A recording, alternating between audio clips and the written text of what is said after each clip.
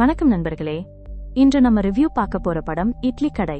இந்த படம் பற்றி சொல்ல வேண்டிய முதல் விஷயம், இது தனுஷ் இயக்கியதும் நடித்ததும். தனுஷ் நீங்க நல்ல நடிகர்னு நாம் அறிந்த விஷயம்தான். ஆனா இயக்குனராகவும் நாயகனாகவும் ஒரே நேரத்தில் சுமந்திருக்கிறார். கதை என்னன்னா, இது ஒரு சின்ன கிராம கதை. தனுஷ் நடித்திருக்கும் முருகன் அப்பா நடத்தும் இட்லி கடையை விட்டு பெரிய கனவுகளுக்காக வெளியூருக்கு போறான். ஆனா வாழ்க்கை அவனுக்கெல்லாம் சிம்பிளா கிடைக்காது. அப்பா மரணத்துக்கு பிறகு கிராமத்துக்கு திரும்புகிறான். அப்பா நான் அந்த இட்லி கடை மீண்டும் எழுந்து நிற்கணும், அப்பாவின் நினைவுகளை காப்பாற்றணும், கிராம மக்களின் நம்பிக்கையை காப்பாற்றணும் என்பது அவனோட பணியாகிறது. இங்கேதான் பிரச்சனை ஆரம்பம்.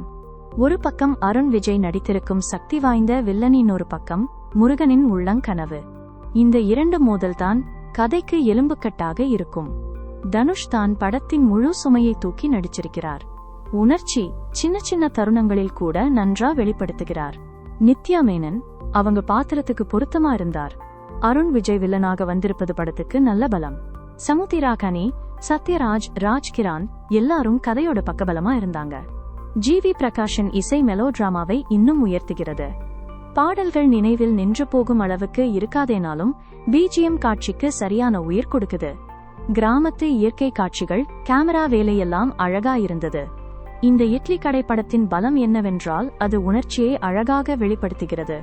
குடும்ப பாசம், குறிப்பாக அப்பா மகன் உறவை மிகுந்த பாசத்தோடும் நெகிழ்ச்சியோடும் சொல்லுகிறது. அதோடு கிராம வாழ்க்கையின் சுவையையும் நமக்கு உணர்த்துகிறது. இவையெல்லாம் சேர்ந்து தனுஷின் சிறந்த நடிப்பால் படம் இன்னும் உயிரோடு தெரிகிறது. ஆனால் பலவீனங்களும் உண்டு. கதை மிகவும் பழக்கப்பட்ட மாதிரியாக தோன்றுகிறது. வில்லன் ஹீரோ மோதல் எங்கே போக போகிறது என்பதை படம் ஆரம்பித்த அரை மணி நேரத்திலேயே கணிக்க முடிகிறது. சில காட்சிகள் தேவையற்ற நீளத்துடன் இருக்கும். மொத்த நீளம் சுமார் 2.5 மணி நேரம் என்பதால் குறைக்க வேண்டிய அவசியம் இருந்திருக்கலாம். மேலோட்டமாக சில மெலோடிராமா காட்சிகள் அதிகமாக இருந்ததால் சிலருக்கு ஓவராக நடிப்பது போல தோன்றும்.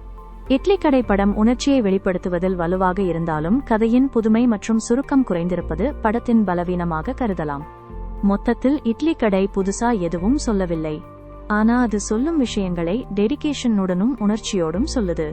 குடும்பத்தோட சேர்ந்து சிரிப்பு மற்றும் கண்ணீர் நினைவுகளை பகிர்ந்து கொள்ள விரும்பினீங்கன்னா இது ஒரு நல்ல படம். என் ரேட்டிங் 3 ஸ்டார்ஸ்.